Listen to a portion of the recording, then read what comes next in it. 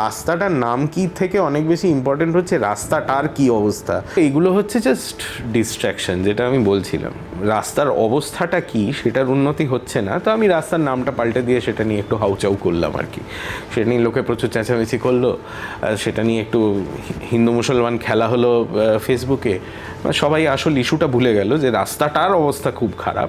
মুখ্যমন্ত্রীর যে পোস্টটা রয়েছে সেটা আমি দেখলাম, এবং সেখানে উনি কিন্তু কোথাও নামটা পরিষ্কারভাবে বলছেন না।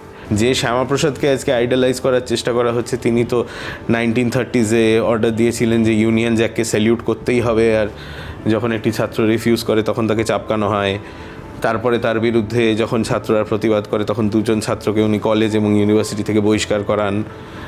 তো দ্যাট ইজ শ্যামাপ্রসাদ's রেকর্ড। হাই, আমি একটা বই পোকা। ছোটবেলা থেকেই মা বলতো পরীক্ষার আগে বইগুলো গুলে খেতে হবে। তো ব্যাপারটা আমি একটু বেশি সিরিয়াসলি নিয়ে ফেলেছিলাম। খুঁটিয়ে পড়তে গিয়ে বই খুঁটে খেয়ে ফেললাম। তাও ক্লাস 11-এর দুটো সেমিস্টারে একটাও কমন পেলাম না। কিন্তু 12-এর সেমিস্টারগুলোতে ছক্কা মেরেছি, কারণ আমি ডিসকভার করেছিলাম মৌলিক লাইব্রেরি প্রকাশিত সম্রাট সিরিজের সমস্ত এক্সক্লুসিভ সাজেশন বুক উইথ প্রচুর কমন পাওয়ার গ্যারান্টি, প্লাস টেস্টি ছিল। আচ্ছা বলুন তো, কলকাতার মানুষরা কতজন একটি রাস্তাকে সেই রাস্তার নাম দিয়ে চেনেন? যেমন ধরুন, আমি সহজে একটি উদাহরণ দিই, যে ডেকার্স লেন একেবারে খাবার খনি হিসেবে পরিচিত, সেই ডেকার্স লেনের আসল নাম জেমস হিকি সরণি। কজন জানেন সেই নাম? ঠিক তেমনি আমরা যে জায়গায় এখন দাঁড়িয়ে রয়েছি তার নাম সুহরাওয়ার্দী অ্যাভিনিউ। এই নাম এখন আপনাদের সকলের কাছে পরিচিত, কারণ কলকাতা পৌরসভা সম্প্রতি এই সুহরাওয়ার্দী অ্যাভিনিউয়ের নাম পরিবর্তন করে সেই নাম দিচ্ছে গোপাল মুখার্জির নামে, অর্থাৎ যাকে আমরা বলি গোপাল পাঠা। এবার এই যে নাম পরিবর্তনের সিদ্ধান্ত, সেই সিদ্ধান্ত নিয়ে একাধিক বিতর্ক শুরু হয়েছে বাংলায়। আপনাদের আমি এই রাস্তাটি দেখাবো, ঠিক এই দিকে যে ক্যামেরা পার্সনকে আমি দেখাতে বলবো, এই যে পার্ক সার্কাসের একদম মূল যে মোড়, যেখানে 7টি রাস্তা চলে গেছে বিভিন্ন প্রান্তে, ঠিক সেই 7টি রাস্তার মধ্যে যে 3 নাম্বার রাস্তা, সেই 3 নাম্বার রাস্তাকে বলা হয় সুহরাওয়ার্দী অ্যাভিনিউ। এবং এখনো পর্যন্ত আপনি যদি গুগল ম্যাপ সার্চ করেন, সেখানে কিন্তু এই রাস্তা সুহরাওয়ার্দী অ্যাভিনিউ নামেই পরিচিত রয়েছে। মুখ্যমন্ত্রী তার এক্স হ্যান্ডেলে পোস্ট করে জানিয়েছেন যে এই রাস্তা যে হুসেন শহীদ সোহরাওয়ার্দীর নামে ছিল, অর্থাৎ যিনি ছিলেন গ্রেট ক্যালকাটা কিলিংয়ের অন্যতম খলনায়ক, সেই রাস্তা কিন্তু ওনার নামে এতদিন ধরে নামাঙ্কিত ছিল, এবং সেটিকে বিজেপির একাধিক নেতৃত্ব লজ্জা বলে আখ্যা দিচ্ছেন। রাস্তাটা কিন্তু হাসান সোহরাওয়ার্দীর নামেও নয়, হোসেন শহীদ সোহরাওয়ার্দীর নামেও নয়, দুজনের কারুরই নামে নয়। रास्ता का कोई नाम परिवर्तन होने का विरोध करने का कोई जरूरत नहीं है। रास्ता का किसी को नाम परिवर्तन करके कोई डेवलपमेंट का कोई इधर उधर नहीं होगा, तो वो डेवलपमेंट होना चाहिए। जो जिसके नाम में सोहरावर्दी एवेन्यू है, वो कलकत्ता यूनिवर्सिटी का वाइस चांसलर था, बड़ा डॉक्टर था। उसके साथ दंगा के कोई संपर्क नहीं था। दंगा के समय जो मुख्यमंत्री थे बंगाल के, वो दूसरा सोहरावर्दी। ये इतना ही इतिहास इन लोग को पता नहीं है। ইতিহাস বলছে এই রাস্তা যে সোহরাওয়ার্দীর নামে ছিল বলে বিজেপি দাবি করছে, এই রাস্তা সেই রাস্তা নয়, অর্থাৎ তার নামে নয়। এই রাস্তার নামকরণ হয়েছিল হাসান সোহরাওয়ার্দীর নামে। অর্থাৎ তিনি কে ছিলেন? হাসান সোহরাওয়ার্দী ছিলেন কলকাতা বিশ্ববিদ্যালয়ের প্রাক্তন উপাচার্য। তিনি নাইট উপাধি পেয়েছিলেন, এবং তার নামেই এই রাস্তা কিন্তু তৈরি করা হয়েছিল। আবার ইতিহাস বলছে আরও অন্য কথা। বিভিন্ন একাধিক বিতর্ক কিন্তু এই রাস্তা নিয়ে রয়ে গিয়েছে। কিন্তু কেন এই নাম পরিবর্তন? এই নাম পরিবর্তনের পেছনেও কি কোনো হিন্দু মুসলিম এজেন্ডাকে তুলে ধরতে চাইছে বর্তমান রাজ্য সরকার? সেই প্রশ্ন কিন্তু তুলছেন বিরোধীরাও। আমরা একটা মুখ্যমন্ত্রীকে বলতে চাই যে পুরসভাকে অবিলম্বে রেকর্ড চেক করার জন্য নির্দেশ দেওয়া হোক সোহরাওয়ার্দী অ্যাভিনিউ। এবার this is very interesting. PT Nair তার বইতে সোহরাওয়ার্দী অ্যাভিনিউ নিয়ে লিখছেন, কর্পোরেশন এর একটা মিটিং হয়েছিল 8ই মার্চ 1933 সালে, যেখানে একটা সিদ্ধান্ত নেওয়া হয় যে নতুন একটা যে 100 ফুট চওড়া রাস্তা রয়েছে, যেটা সিআইটি তৈরি করেছে from park circus to the junction of Kasaipara lane, সেটার নামকরণ করা হবে সুরাবর্দি অ্যাভিনিউ, এবং সেই রাস্তার ওপরে sir Hasan Suhrawardy, vice chancellor of the Calcutta university, তার বাড়ি আছে। এবার এটা থেকে সবাই লাফাচ্ছেন যে না, এটা স্যার হাসান সুরাবর্দির নামে। দ্য পয়েন্ট ইজ যে পিটি নায়ার কিন্তু লিখছেন না যে স্যার হাসানের নামেই রাস্তাটার নাম সুরাবর্দি অ্যাভিনিউ হয়েছিল। ওকে, এবার আমরা আর একটা বইতে যাই। এটা হচ্ছে অজিত কুমার বসুর কলকাতার রাজপথ সমাজে ও সংস্কৃতিতে। ওখানে উনি এই একই মিটিংয়ের কথা বলছেন। 8ই মার্চ 1933 খ্রিস্টাব্দ অধিবেশনে সে সময়ের কাউন্সিলর শৈলেন্দ্রনাথ মুখোপাধ্যায় নবনির্মিত রাস্তাটির নাম সুরাবর্দি অ্যাভিনিউ রাখার একটা প্রস্তাব আনেন। এখানে লেখা আছে কার নামে রাস্তাটা হয়েছে। He said that this should be in compliance with the unanimous desire of the local public and in recognition of the vast scholarship and erudition, deep piety and saintly character of the illustrious মৌলানা ওবায়দুল্লাহ সুরাবর্দি। হাসানও নয়, হুসেনও নয়, এ তাদের পূর্বপুরুষ। আচ্ছা, so মৌলানা ওবায়দুল্লাহ সুরাবর্দি, এবার now to be clear, these are all members of the same Suhrawardy family. এটা খুব prominent বাঙালি মুসলমান পরিবার। সম্ভবত হোসেন শাহী শাসনের সময় এরা বেঙ্গলে আসে। এদের পূর্বপুরুষদের মধ্যে একজন বোধহয় পীর ছিল, তার কবর বোধহয় হুগলি ডিস্ট্রিক্টের কোথাও একটা, যেটা মাজার। So it's a very big, very very prominent family. এবারে মজার ব্যাপারটা হচ্ছে মুখ্যমন্ত্রীর যে পোস্টটা রয়েছে সেটা আমি দেখলাম, এবং সেখানে উনি কিন্তু কোথাও নামটা পরিষ্কারভাবে বলছেন না। উনি বলছেন যে এমন একজনের নামে রাস্তা ছিল যে রাজনীতিকে নিজের জন্য ব্যবহার করেছে, যার ফলে হাজার হাজার মানুষ মারা গেছে, ইত্যাদি ইত্যাদি। এবার এটা উনি হয়তো খানিকটা কি বলা যায়, এটা প্লজিবল ডিনায়াবিলিটি তৈরি করার মতো আর কি। মানে কেউ যদি চার্জ করে যে আপনি অমুকের নামে খারাপ খারাপ কথা বলছেন, তাহলে সে বলতেই পারে যে কই আমি তো কারোর নাম বলিনি। তো এটা একটা ব্যাপার, এর থেকে খানিকটা কনফিউশন তৈরি হচ্ছে।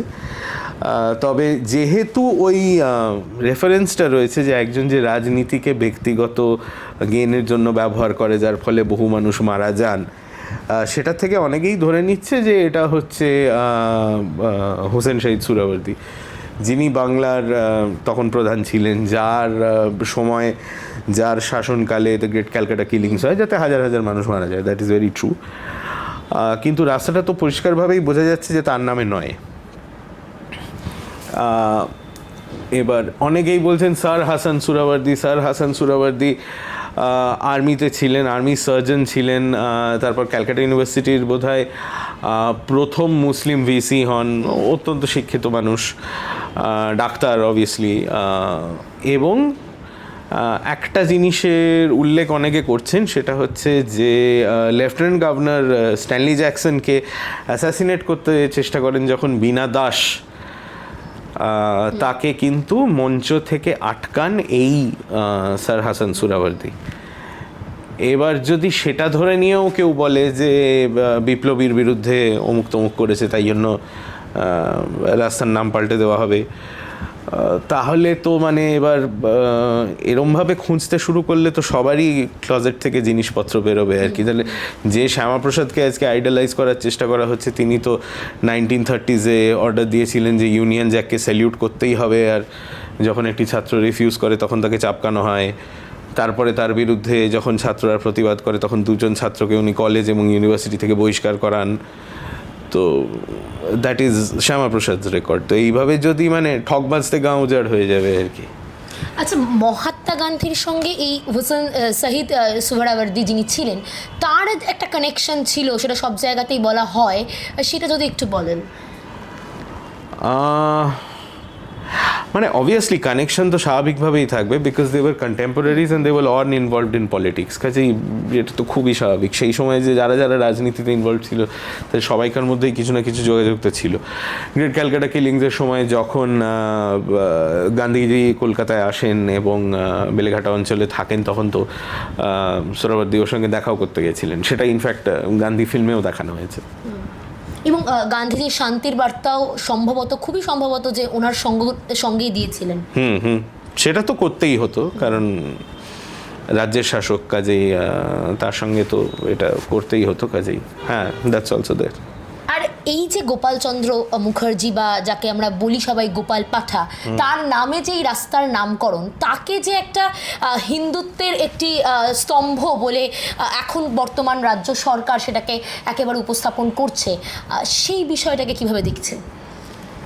দেখুন, গোপাল মুখোপাধ্যায়ের ব্যাপারে আমার ব্যক্তিগতভাবে লেখাপড়া একটু কম, কাজে ওকে নিয়ে আমি কিছু বলবো না। তবে হ্যাঁ, দক্ষিণ ভারতের একটি খবরের কাগজে দেখলাম হেডলাইন রয়েছে, Calcutta names road after Reuter. সেটা পড়ে আমার মনে হলো এইসব এইখানে লিখলে তো বোধহয় সমস্যা হয়ে যেত অনেক। না, ওর ব্যাপারে আমার নিজের খুব বেশি লেখাপড়া নেই, আমার নিজের ধারণাও খুব স্পষ্ট নয়, কাজেই I don't think it will be fare for me two comment. কিন্তু এই যে নামকরণের যে বরাবর রাজ্য সরকার, কেন বলবো কেন্দ্রীয় সরকারের ক্ষেত্রেও আমরা দেখেছি নামকরণ করার একটি প্রবণতা, যেমন আমরা দেখলাম এলাহাবাদ, প্রয়াগরাজ, এই যে প্রবণতা, এটার কি উদ্দেশ্য? না, এটা তো আমাদের গ্রেট কালচারাল ট্র্যাডিশন, তো মানে এটা তো হাজার হাজার বছর ধরে চলে আসছে। আপনি যদি পুরনো মন্দির মসজিদ দেখেন, অনেক সময় দেখবেন যে মসজিদটা তৈরি করিয়েছিল কেউ একজন, তারপরে যে সেটা মেরামত করিয়েছে, সে যে তৈরি করিয়েছিল তার ফলকটা তুলে একটা ফলক লাগিয়ে দিয়েছে যাতে তার নিজের নাম লেখা রয়েছে আর কি। তো এটা তো আমাদের বহু বছর ধরেই চলে আসছে। সিরাজউদ্দৌলা যখন কলকাতা দখল করলেন, তিনি কলকাতার নাম পাল্টে আলীনগর করে দিলেন।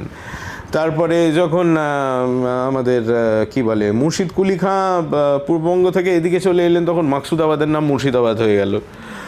তো এটা তো আমাদের চলতেই থাকে নাম পাল্টানো। তবে ইন দ্য প্রেজেন্ট কনটেক্সট আমার মনে হয় রাস্তাটার নাম কি থেকে অনেক বেশি ইম্পর্টেন্ট হচ্ছে রাস্তাটার কি অবস্থা, রাস্তাটা গর্তয় ভর্তি কিনা, রাস্তাটায় দুপা অন্তর প্যাচওয়ার্ক করা আছে কিনা যার ফলে গাড়ি কন্টিনিউয়াসলি লাফায়, রাস্তাটার ওপরে কি একটা ফ্লাইওভার আছে যেটার থেকে বর্ষাকালে নায়াগ্রা ফলসের মতো ঝরঝর করে জল পড়ে, 30 মিনিট বৃষ্টি হলে কি রাস্তাটায় হাঁটু অবধি জল জমে যায়, জমে গেলে কেন যায়, এই প্রশ্নগুলো অনেক বেশি ইম্পর্টেন্ট। আর এই কার নামে রাস্তা হলো, কে কার প্রতীক, কাকে আইডলাইজ করা হচ্ছে, এই সমস্ত জিনিসপত্র, এগুলো this is just an absolute waste of time and it's a distraction.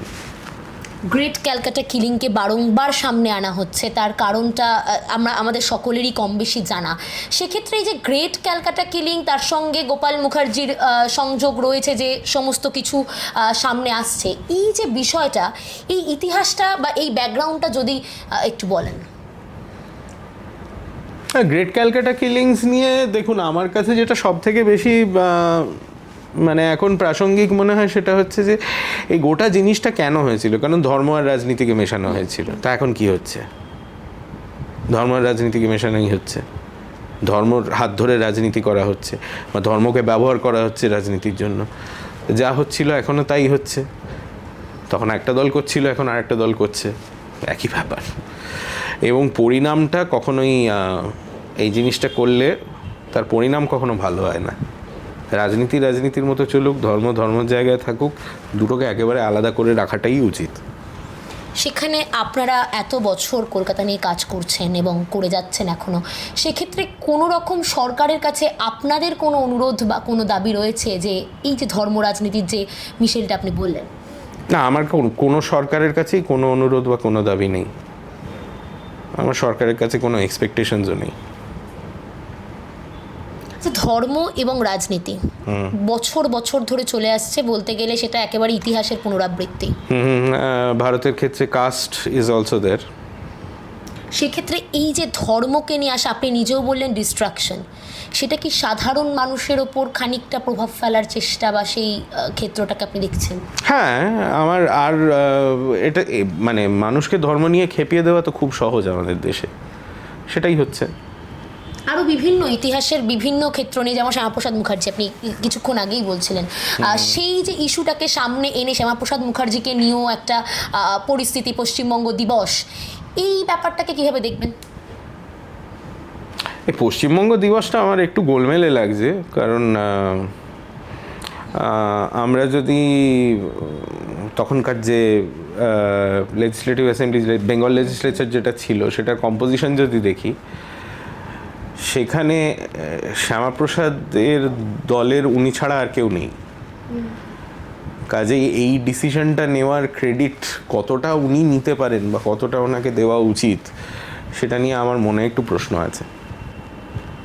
অর্থাৎ আমরা এই উপসংহারে আসতে পারি যে যে সোহরাওয়ার্দীকে নিয়ে যে বিতর্কটা চলছে, আসলে যে দুজন মানুষকে নিয়ে বিতর্ক চলছে, তাদের নামেই রাস্তাটা নয়, তবুও বিতর্ক চলছেই। মুখ্যমন্ত্রী যে কার কথা বলতে চাইছেন সেটা তো স্পষ্ট নয়, কারণ উনি তো নামই লেখেননি। হয়তো আমি জানি না, মেবি দ্যাটস কনসিয়াস ডিসিশন যে উনি নামটা লেখেননি। বিতর্কগুলো এইগুলো হচ্ছে জাস্ট ডিস্ট্র্যাকশন, যেটা আমি বলছিলাম। রাস্তার অবস্থাটা কি সেটার উন্নতি হচ্ছে না, তো আমি রাস্তার নামটা পাল্টে দিয়ে সেটা নিয়ে একটু হাউচাউ করলাম আর কি। সেটা নিয়ে লোকে প্রচুর চেঁচামেচি করলো, সেটা নিয়ে একটু হিন্দু মুসলমান খেলা হলো ফেসবুকে। সবাই আসল ইস্যুটা ভুলে গেল যে রাস্তাটার অবস্থা খুব খারাপ। তো এটা তো গোটা দেশের সমস্ত কিছু নিয়েই চলছে আর কি।